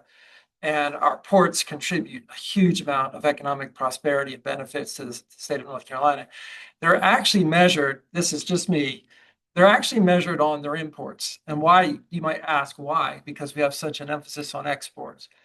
Well, we need containers, open containers to export our goods. And the way we get open containers is by attracting importers who are basically driving the steam lines to create more and more opportunities. So the imports really set the table for our exports to happen. And NC Ports, Mike referenced it, their turnaround time, steam lines can get in and get out faster in North Carolina than any other port on the East Coast. And that's a documented fact. And they're also very, very good at cold storage. A lot of goods from Central and South America, the vegetables and produce that you eat, some flowers that you see, a lot of that is through that cold storage capability. So great resource. Yeah, and what we're talking about cold storage, very often things like pharmaceutical products, which is 25% of our exports now. A lot of that goes to Europe. There is a direct line from Wilmington to Ireland, which is one of the big, huge European markets for us, and that goes by ship. And those are not Chinese-owned ships, I understand. So that's actually not impacted by what you're talking about. Yeah, they have a 98. So the port itself is the most efficient port in North America 2 years in a row, and it's number 44 in the globe. And they just recently received the largest ship to date. I think it was 14,000 TEUs vessel. So they can receive some of the largest ships in the world now. And we're specifically in the pharmaceutical space. So to your point, there is a direct line into Antwerp and Cork. And I think it's 11 days. It's one of the fastest routes into Europe, and it has a 98% on-time rating. It's amazing. Yeah. Yeah, we're just going to keep growing. We're very fortunate in North Carolina. I go to other states and they say, well, what's your big export? Like, really everything. We don't have oil and gas, but we have everything else. I mean, truly at scale, whether it's, I came here to this job from the textile industry, and that's still last year, almost $2.5 billion of exports out of the state. We have everything. So, and we work between us, we work with all industry sectors. I would emphasize I can't emphasize too much using the North Carolina offices overseas. And I mean, these are your taxpayer dollars at work, and they work for us. I will supplement that by also saying that some countries have chosen to bring resources directly to North Carolina as well, also at no cost to folks.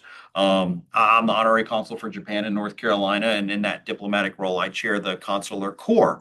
If you go to ncconsul.org, you'll see the 24 heads of diplomatic missions that are in the state.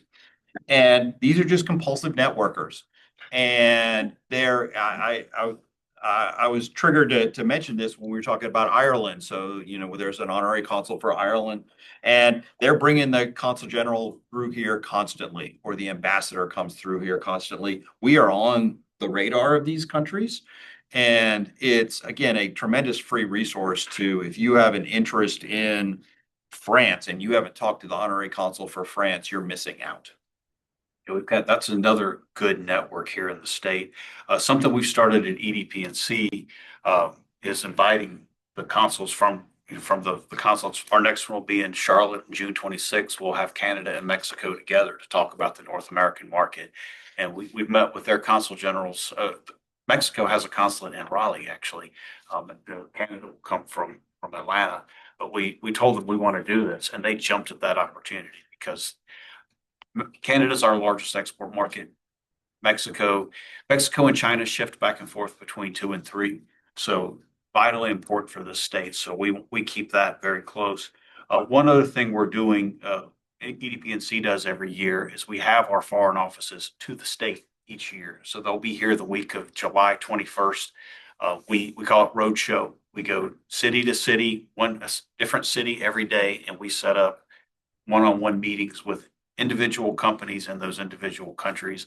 And we will have anywhere from 150 to 200 meetings over the course of the week. And there is nothing that they like seeing more than my taillights when we leave them at the airport, because it's exhausting, but it's spectacular event and a great opportunity to talk to them and talk, I'm interested in Mexico, I'm interested in Germany, and just have that one-on-one time. That's really, really important. Which countries are the consultants from? So right now we have all of Europe is covered, Canada, Mexico. Mexico can work into South America and the Middle East. And we welcome economic developers and SBTDC members from around the state to come join us at our roadshow events. Where we are different from a lot of states, we talk about no turf wars. We see it as a win. If a North Carolina company gets an export market, that's everybody's win on that. So we all take credit for it. We all brag about you. I want to brag a little bit for you, Mike. This is Dave here again. Yeah, the EDPNC and all the other entities mentioned in, if you just look at this room for those that are online, I've been working probably about 8 years with you all, Mike, since we first met. And we've been here 20 years in the state.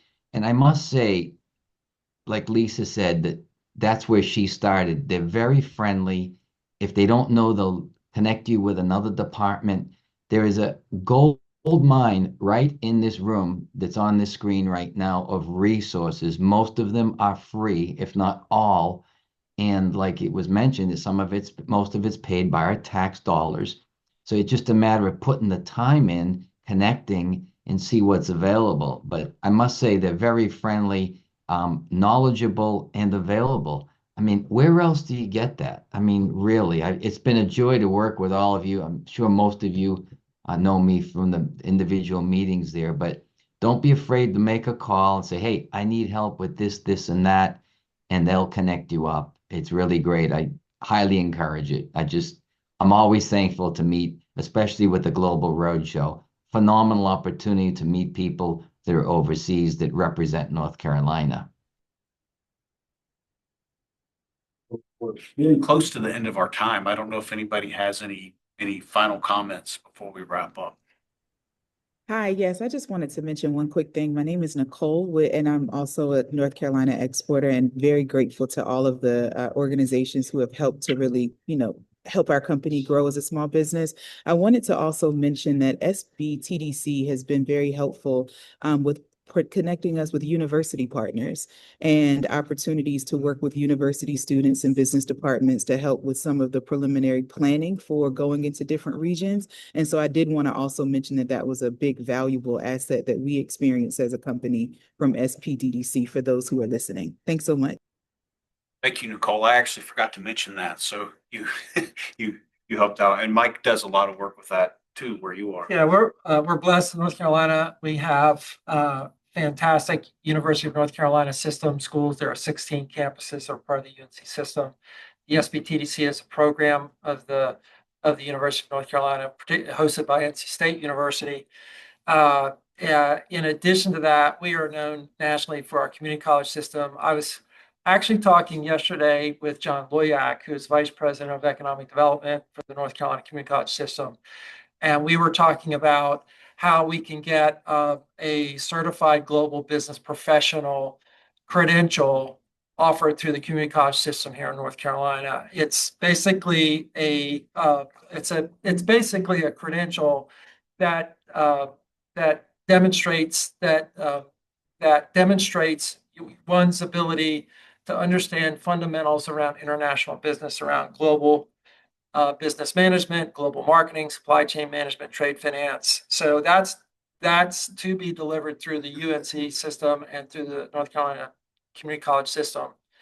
So yes, we're the higher education here in North Carolina is really trying to work hand in glove with the folks around this room to create a climate here in North Carolina where you have a great opportunity to be successful as a business owner operator, like Lisa and like Julie and Michael and the others sitting around the room here. Yeah, I didn't mention the community colleges. They host us for all of our roadshow stops. They are a tremendous partner to us. Yeah. After we're done here, we're going to be circulating some resources. Yes. And I wanted to, Jeri had mentioned something that I think is worth repeating, which is, in what's going on now, the written word is often more reliable, well, almost always more reliable than what gets filtered through the media. And Jeri had mentioned the White House website.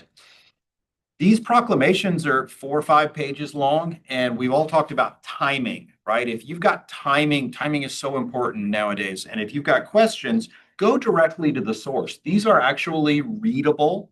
They are fairly straightforward, and I can't emphasize enough, I think, how going directly to the source, whether it's the Customs and Border Protection service, and you can get those daily emails, or just going directly to the proclamations on the White House website. Yes. Hey, go directly to the source, cut out the noise, and you'll get a much better sense of what the timing is that we're dealing with. Ask your customs brokers if they're doing it. And if they say, if they don't know what you're talking about, then you need to find a new customs broker.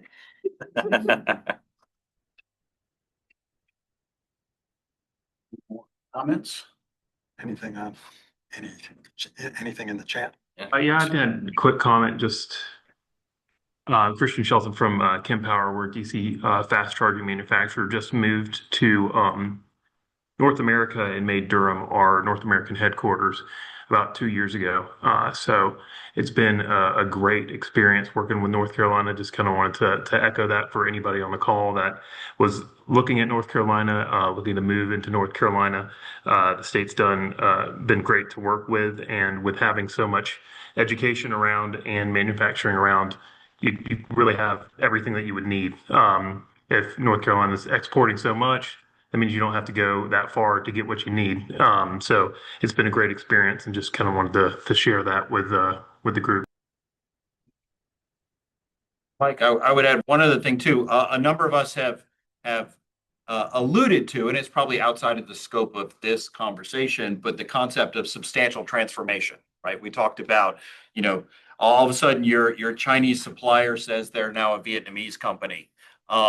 And what is your obligation? What is your, how much Google mapping do you need to do to check and make sure they actually are now a Vietnamese company? And that's true. There's opportunities from our exporting standpoint as well. So if after this meeting, Google or find a definition of substantial transformation, and that you need to be familiar with that. And then if you've got specific questions, again, there's a brain trust here that can walk you through what that is, because it's critically important nowadays, both for importers and exporters.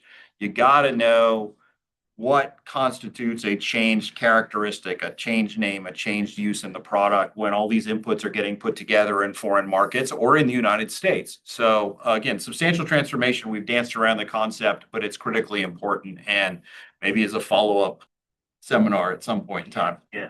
I'm going to piggyback on what David said. Wake County Economic Development is a tremendous organization.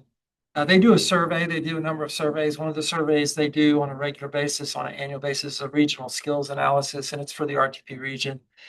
The most recent survey, I believe, they had the top 4 themes of that survey. Number 4 on the list, top, is small and medium-sized businesses are underutilizing many resources available for sourcing talent and business development. So I would just say that let's get that off of the survey next year. All right, let's start taking advantage of the resources and replacing that with some other issue.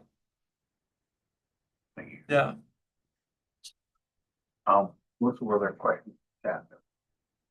Okay, Questions that were submitted in advance. just in advance. Okay.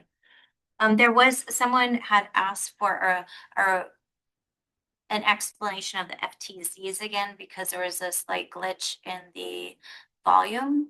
So if you just want to revisit explaining very briefly the concept. And Chris Yeah. certainly help supplement in that. Foreign trade zone, essentially, it is view it as a bubble or purgatory within inside of the United States. So you can bring product in from any country of origin under a bonded transportation into a warehouse. It has to be admitted into the proper zones, and proper filings have to take place all the way through its transit and then admitted into a zone. So we're zone 214. So there has to be a 214 admittance filing. I'm trying to remember the filing number name, but it has to go into the zone, and it can sit inside of the zone for an extended period of time without any duties or tariffs having to be paid. But because of the current status of the tariffs, it has to come in under privileged status. I usually utilize the kind of the example of, think of a fixed rate mortgage and then an adjustable rate mortgage. This is a fixed rate mortgage, so it is coming in at a specific rate and is locked in. Now you can delay the payment until you import it into the United States, because you're still sort of in that bubble, if you will. You're in the US, but not imported into the US. The way that you can utilize the FTZ for tariff avoidance is if you're doing an import to export. So you're bringing it into the FTZ, but you're never actually imported into for consumption to the United States. You're then taking it back out. Kind of one of the examples was utilized is if you go from, let's say, Asia to an FTZ in Canada and then to an FTZ in the US, that's eventually going to be imported into, let's say, Mexico. You're not actually touching the US soil you're going through, but that's essentially how an FTZ works. With the privileged status now, everything has to be locked in at the current duty rate, whereas before you could also utilize a non-privileged status, which would not lock the rate. So that kind of creates that adjustable kind of float based upon you whenever you import it into the US for consumption is what the rate is. What Chris was talking about now, though, is bonded warehousing is now becoming more of a topic, because you can come in under that floating rate, but you're not able to delay the payment as long as you would be inside of an FTZ, and you probably expand on that. Yeah, so that would be a type 3 or type 4 customs bonded warehouse. So that would be a traditional warehousing provider. So these have always existed, but FTZs were more fashionable because you could achieve a duty savings. But because of how the administration has affected their trade remedies and changed the privilege status in FTZ, that's not really fashionable at the moment. So again, the duty mitigation strategy as far as bonded warehousing is find a bonded warehouse provider of type 3 or type 4. You're going to cut a deal with them because the space is limited. But when you enter into that bonded space, you don't pay duties until you withdraw. And the rate you pay is the rate on the withdrawal date. Meaning if these 125% Chinese tariffs are on pause, you pull it out, you dodge the tariffs. You bring goods in, administration says, hey, China upset me overnight, pause is off. Right? Well, instead of importing it, maybe now you shift gears and say, let's put it in the bonded warehouse and let's wait it out, see what happens. And it really remains to be seen. With that said, I didn't say this earlier. This is probably a loophole the Trump administration will aim to close. They upended FTZ, for example. So it's simply a matter of time before somebody in the administration raises their hand and says, the duties aren't flowing like they used to because we're seeing an influx of goods being moved into class or type 3, type 4 warehouses. So it's a short-term strategy. The duration of it really depends on the temperature of the Trump administration. So I hope that answers their question. I can actually elaborate a little bit more. I didn't speak about duty drawback, if I'm not mistaken. So if you are an importer and then you export your production, or if you're importing with the intent of reselling overseas, you pay duties to bring it in, but there are programs where you can recoup 99% of the duties paid if you go through a duty drawback program. Like FTZ, heavy record keeping requirements, but it is a very viable strategy. So, if you know you're going to be bringing goods that don't enter the U.S. commerce, duty drawback strategy is a very real way of saving yourselves some money. Duty drawback is great if you're bringing in inputs and manufacturing something and then ship out the final product. Yeah, you get 99% of your duties back. It's a great way to save money. Who administers that? The duty drawback system, is that customs? Customs. Chris, does the duty drawback policy apply to packaging materials like bottles? That is a good question. And that's probably something I don't want to go on record to answer because I might get it wrong. Certain things would be excluded from duty values, but I cannot say with certainty if packaging, so like importing your packaging materials, and then probably because there's going to be a cost associated with that. But there are nuance when it comes to inputs that you can exempt yourself from when it comes to clearing duties. So probably a question for an operations team that would actually know the ins and outs, the nuance, and look at your specific situation and say yay or nay. But I'm inclined to say yes. There's a lot of opportunities to, if it's not coming into the U.S. economy, there's no sense of paying duties on it. And these programs are intended to encourage exports, right? Mm-hmm. That's the bottom line, is that the duty mitigation program ultimately encourages exports. So more than likely it is an advantage that you can make use of. One last thing, Mike, I forgot to mention Annex 2. So Customs released 37 pages of materials that are exempt from all of these new tariffs because they're used in manufacturing. These are metals, chemicals, all kinds of raw materials. Paper and timber products. Paper and timber. I'm missing several categories. Chemicals, minerals, paper, timber, that kind of stuff. Yes. Yeah. So check if you're importing materials, whether you're turning it into something or not. If your product is on that list, there's a specific 9903 code as an exemption, and you won't be subject to these new tariffs. That's on the whitehouse.gov website. It's easy to find. If I could elaborate a little bit more, the expectation is that Annex 2 is next in line, right? So he introduced Section 232 tariffs that were intended to aid the steel and aluminum industries in the United States, then later the auto and auto parts industries. So if you're bringing those goods in, you're going to be paying a tariff, right? There's an expectation that Annex 2 will be the next 232 tariffs, saying we need to protect the logging industry in the United States. So now wood products are subject to 232 tariffs, or we want to protect our mineral industry. So that's just speculation, but if we're going to see something next on the 232 chopping block, my money is on wood products, mineral products, and chemicals, probably chemicals on the lower spectrum though. This is where Chris mentioned the Expeditors has about 2 webinars a week. Yeah, watch Expeditors and see what their webinars are. Check EDPNC, check SBTDC. We've all got these, and we're all staying on top of it, and we want to be a resource for you. We're out of time. We've kept you all this time. I want to thank Maynard Nexsen for hosting us here. Thank all the panelists. Thank all of you for participating today. If you have questions after this, as we said, you're not all by yourself here. Just reach out, and if we don't know the answers, we know who does. So we'll get them to you. Thank you very much for participating.